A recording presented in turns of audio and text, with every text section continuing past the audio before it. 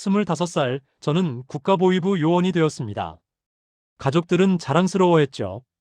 어머니는 눈물까지 흘리며 우리 아들이 나라를 지키는 일을 하게 됐다고 기뻐하셨습니다. 하지만 첫 출근 날, 제 손은 떨리고 있었습니다. 회색 콘크리트 건물, 철문을 지날 때마다 울리는 쇠소리. 복도를 걷는데 어디선가 비명이 들렸습니다. 아니, 들린 것 같았습니다. 선배 요원이 제 어깨를 두드리며 긴장하지 말라고, 처음엔 다 그렇다고, 익숙해질 거라고 말했습니다. 그의 눈은 이상하게 비어 있었죠. 익숙해진다고요? 첫 임무는 단순했습니다.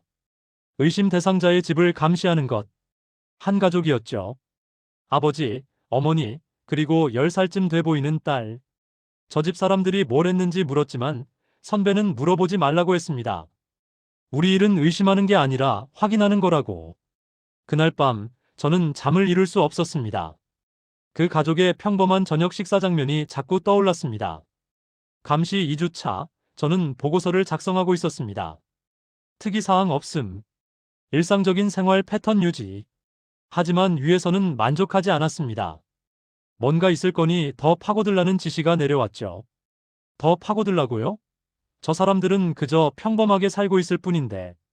3주가 지났을 때였습니다. 그 집 아버지가 중국에서 온 친척을 만났습니다. 그게 전부였죠. 짧은 인사, 몇 마디 나눈 대화.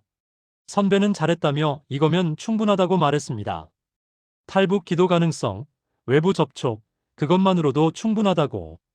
제 손에 들린 보고서가 무거웠습니다. 이 종이 한 장이 한 가족의 운명을 바꿀 수 있다는 걸 알았으니까요. 그날 밤 아버지께 전화를 드렸습니다. 제가 하는 일이 정말 옳은 건지 여쭤봤죠.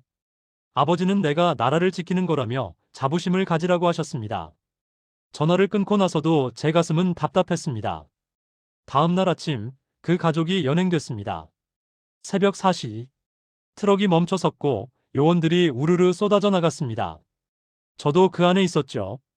문이 부서지는 소리, 비명, 딸아이가 울부짖었습니다. 어머니가 딸을 껴안으며 괜찮다고 말했지만 괜찮을 리가 없었죠. 아버지의 눈이 저를 봤습니다. 공포도 아니었습니다. 그저 텅 빈 체념이었죠. 마치 이미 알고 있었다는 듯이. 제 다리가 후들거렸습니다. 선배가 괜찮냐고 물었지만 저는 대답할 수 없었습니다. 그날 이후 저는 매일 밤 그 딸아이의 울음소리를 들었습니다. 잠에서도 깨어 있을 때도. 일주일 후 저는 문서고에 몰래 들어갔습니다. 그 가족의 파일을 찾았죠. 혐의 불확실, 증거 미약, 처리 사유 예방적 조치. 예방적 조치라고요? 손이 떨렸습니다. 이건 보호가 아니었습니다. 이건 학살이었죠. 다른 파일들도 뒤적였습니다. 수십, 수백 개의 파일. 대부분 비슷했습니다. 애매한 혐의, 부족한 증거, 그리고 예방적 조치. 제 가슴 속에서 뭔가가 무너져 내렸습니다. 나는 무엇을 해온 거지? 저는 결심했습니다. 이 진실을 밖으로 알려야 한다고. 미친 짓이라는 걸 알았습니다. 하지만 더 이상 이 일을 계속할 수는 없었죠.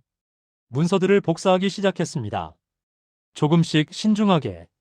발각되면 끝이라는 걸 알았으니까요.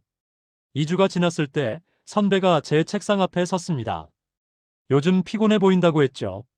그리고 물었습니다. 왜 새벽 2시에 문서고에 있었냐고. 제 심장이 멎는 것 같았습니다. 감시 카메라가 있다는 걸 몰랐냐는 그의 물음에 대답할 수 없었습니다. 선배가 손짓하자 다른 요원들이 들어왔죠.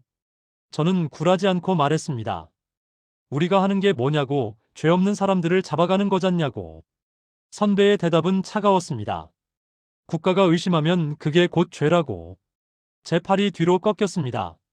차가운 수갑이 채워졌죠. 복도를 끌려가면서 저는 웃었습니다. 비참한 웃음이었죠. 결국 저도 그 가족처럼 되는 거였습니다. 하지만 끝이 아니었습니다. 조사실로 끌려가던 그 순간 갑자기 불이 꺼졌습니다. 정전이었죠. 혼란 속에서 누군가 제 손을 잡았습니다. 선배였습니다. 저를 잡던 바로 그 선배. 조용히 따라오라고 했죠. 왜 도와주냐고 물었습니다. 그는 자신도 지쳤다고, 이 지옥 같은 곳에서 벗어나고 싶다고 말했습니다.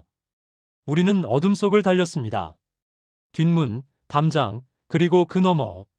선배는 국경까지 가는 길을 알고 있다며 혼자 가라고 했습니다. 자신은 이미 너무 많이 더러워졌다고 하지만 저는 다르다고 밖으로 나가서 진실을 알리라고 했습니다. 그가 제게 서류 뭉치를 쥐어줬습니다. 증거라고 했습니다.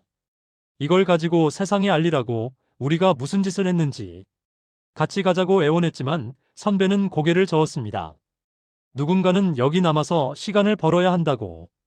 뒤에서 사이렌이 울렸습니다. 추격이 시작된 거죠. 선배가 소리쳤습니다. 가라고, 어서 가라고. 저는 달렸습니다. 뒤도 돌아보지 않고. 눈물이 흘러내렸지만 멈출 수 없었습니다. 며칠을 숨어 다녔습니다. 강을 건넜고 산을 넘었습니다. 그리고 마침내 국경을 넘었습니다. 자유의 땅. 하지만 제 가슴은 무거웠습니다. 제가 두고 온 사람들, 그 가족, 선배, 그리고 아직도 그곳에 갇혀 있는 수많은 사람들. 지금 저는 이 증거들을 세상에 알리고 있습니다. 제 목소리가 닿기를 바라면서, 그들이 헛되이 고통받지 않았다는 걸 증명하면서, 이게 제가 할 수 있는 유일한 속죄입니다. 그리고 언젠가 그곳의 모든 사람들이 진실을 알게 되는 날이 오기를 바랍니다. 그날까지 저는 말할 것입니다. 멈추지 않을 겁니다.